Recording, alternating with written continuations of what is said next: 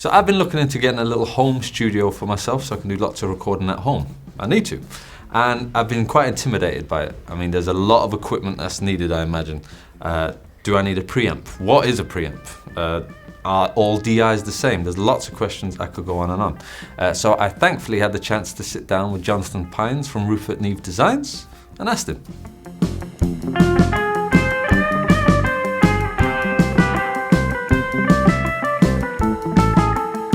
What are we looking to learn here right now? Because this generally confuses the hell out of me, if I'm being brutally honest.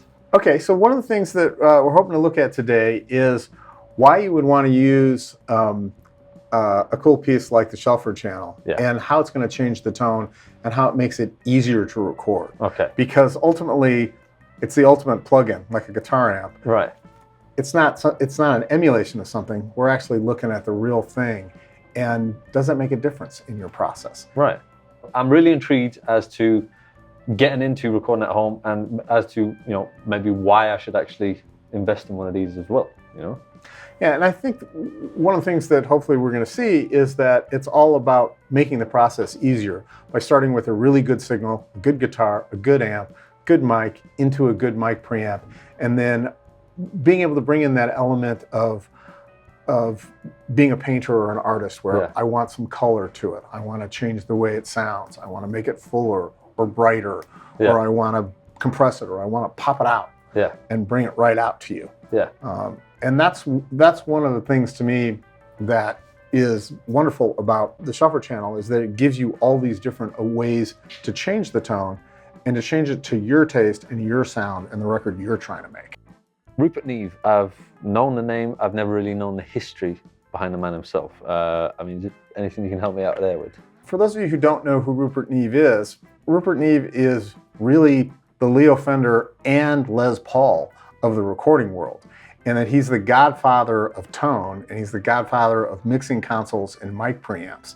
It is the most iconic name because you can just say one word, Neve, and people know what you're talking about. So, I mean, he's essentially influenced everyone on the planet right now, basically, right? Yeah. All right, so, I mean, let's check out kind of differences in the sound. Then that's awesome. Right. So might as well. What I'm going to do, just so people get an idea of what's going on here, is while Nathaniel is playing, he's going to play a little bit of a lick. Then I'm going to turn on the equalizer, which I have preset with a few things on it. Then I'm going to turn on the dial bridge compressor, and then I'm going to turn up the silk. And you should, with each one of those things, start to hear a little bit of change. Okay. And there's two flavors of silk. We have silk red and we have silk blue. Everyone asks what silk is. Yeah. And what's it about. Okay, this is something that Rupert invented, and really almost no one has been able to copy this.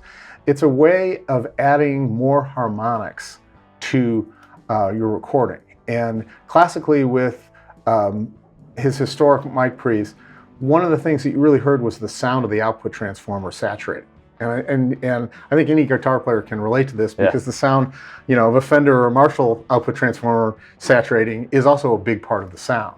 Yeah. So one of the things that is difficult with that is the only way to saturate it, it's kind of like a high watt. The only way to saturate it is to turn that thing really, really loud.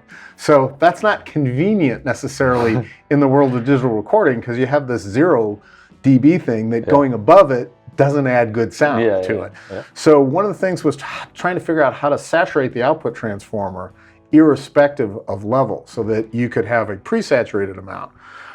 In layman's terms, what this means is this can go from super, super, super clean to really noticeably dirty and adding a lot of tonality to it. Okay. And what's cool about silk is that there are two flavors of it.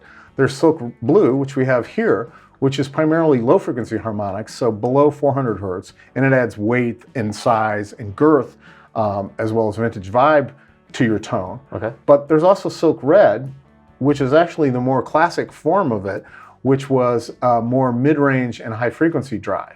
And we'll switch back and forth and see if we can also hear the difference from that. Yeah. So it's not an equalizer. It's actually adding different harmonic content to your recording. Okay. Which is cool, and it's, of course, any guitar player is addicted to the sound of different types of harmonic distortions. Yeah. That's what every pedal is about. Yeah. Well, I mean, I'm excited to kind of hear the difference in the sound and what it's capable of. I mean, should we get some playing done? Awesome. Let's compare.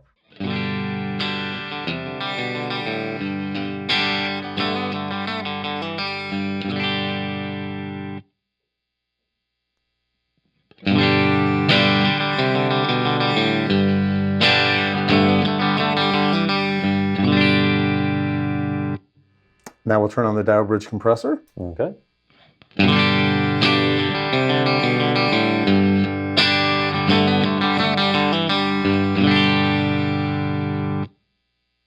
And let's try some Silk Red.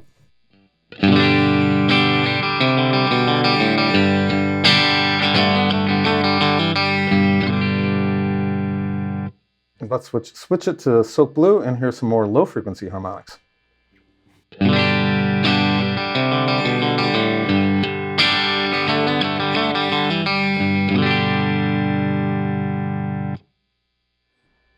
Now comes the most important part. Yes. We have to listen to this and see what happens. Yes. I mean, I'm just glad I did all that without messing up, I'll be honest.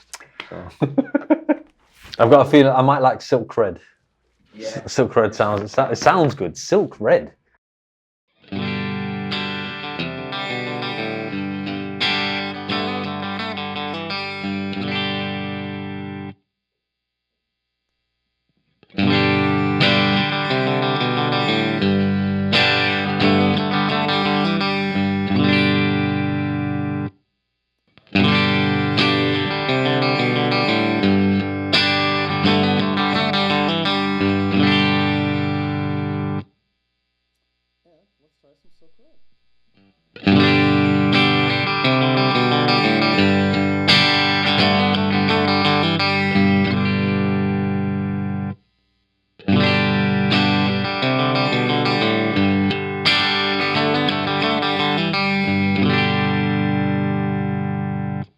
So, impressive, like the difference in the sounds. I mean, my personal favourites from what I heard, the comp.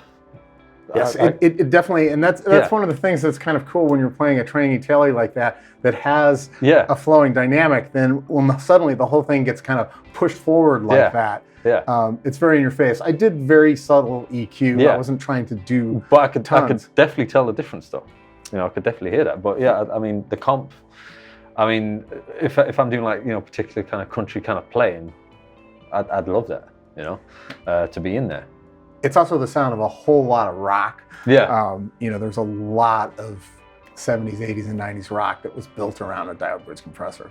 I could tell more so when the red than the blue. Because it jumps out. Yeah. And there isn't that much deep low frequency content in this. Yeah. So that's where, if we're playing something heavier with the SG, you might notice the blue a little bit more. And you might also just be a Silk Red guy, which is totally cool. I think I'm a Silk Red guy.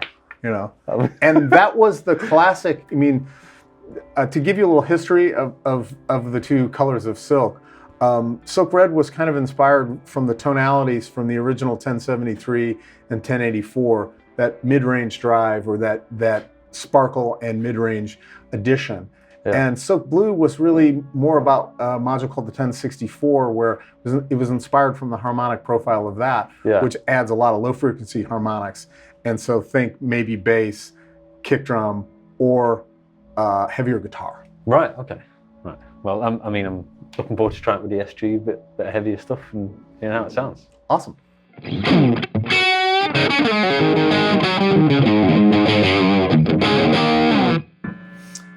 Let's turn on the equalizer.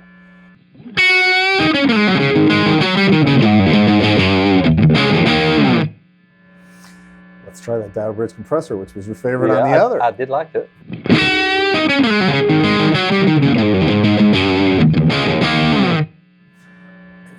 Let's try a little Silk Red.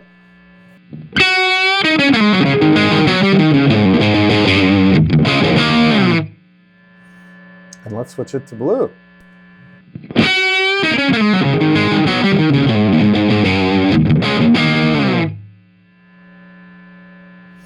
Right. Probably take a listen, see what we did. I'm intrigued.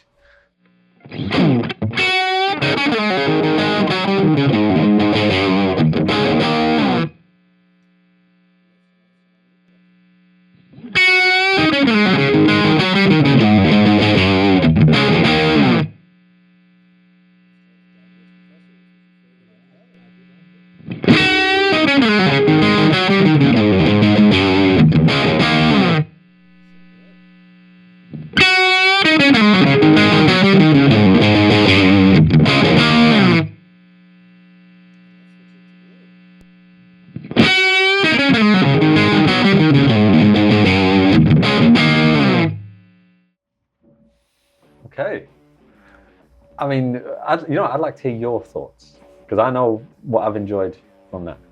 I think the equalizer is a little bit more noticeable in this case Yeah. than it was on the twangy guitar. Yeah. Because it's picking up a little bit more of the low end. Yeah.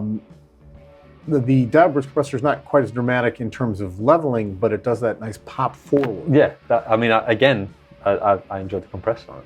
I don't know why I'm constantly gravitating towards the compressor, but I like it. It's a real classic sound of rock. Yeah. A dial burst compressor, which is very different from like an optical or an FET compressor, which are just different flavors of it. Yeah. But dial burst compressor is really known to be the sound of rock. Yeah. So to me, it makes perfect sense. Oh. And I kind of got to say, Silk Red takes this one also. Silk Red, you see, I've got one of these things. Bass. You lost two strings. I What did. happened I there? don't know what happened here. I've shrunk apparently as well. This one of those things, yeah. So anyway, right. So we have DIs. Now, again, forgive my ignorance. I mean, what's the difference in most DIs? Aren't they all relatively kind of the same? Okay, so that's a great question, because we found both anecdotally from our customers and in just listening tests ourselves that it's kind of a fallacy. All DIs don't sound the same. They all have different tonalities. Many of them are good sounding, but there are definite differences in the way they sound. Right. And let me run down a couple of things that might differentiate a Rupert Neve DI from some of the others. First off, again, custom Rupert Neve transformers. And as we talked before, we talked about the fact that the sound of a lot of guitar amps and bass amps is the saturation of the output transformer. Yeah. You take an SVT and you put the transformer from a Princeton in it, it's not going to sound like an SVT anymore. Right. Yeah. So big custom transformer, Class A design. Something that you may not have noticed is there's no pad on this DI. Right. Like all our mic preamps, none of our mic preamps have any pads, none of our DIs have any pads, which means that they're designed to take a ton of level. Okay, so why is that important? Well, for example, if you're working on a bass and it's an active bass, a lot of people tend to sky the volume and then turn up the two tone controls. Right. So when you're putting out that kind of level, almost every other DI in the market, you need to pad, to kick in the pad so they can accept the level. The R&DI will take the full output of like an Apollo Twin cranked out, which is way beyond what an active bass even can do. Right. So what that means is you don't have to worry about overloading or distorting your bass DI in a bad way. You can use it with any instrument and any different settings and switch from hard slapping and popping to very subtle finger work, and it's going to capture all of that. Right. And one of the ways that it captures it really well is that it has an extremely high input impedance. So you all think of impedance in terms of 4, 8, or 6 ohms, right? Because that's how you match your guitar cabs to your amplifiers. Okay, this has an input impedance on the order of 3 million ohms. 3 million? 3 mega ohms. Right. So what that means is it doesn't load the instrument. And by load, with a significantly lower impedance DI, it might roll off the high or low frequencies because it's adding its impedance load to it. It's so high in impedance that it doesn't affect it at all, and you get the true sound of your instrument. Oh, wow. So that's really important. And it also has an extremely low output impedance. So you want high input impedance, low output impedance. Why do you want low output impedance? Because you can drive a mic cable or anything from a stadium to a home recording studio, and it's going to transfer all that power and energy correctly and most efficiently. Yeah. One of the things that we hear all the time from our customers is that it sounds bigger than other people's DIs. It's like, we get these comment cards and things from people and they say, it's like you turn a subwoofer on my bass. Yeah. And some of that is the transformer design and circuit design that gives you all that low frequency and low frequency harmonics. So it's actually flat from like 2 hertz to almost 100K. So it's letting everything through and not rolling off any of that. Yeah. And that tends to make for a little bit bigger tone. Yeah.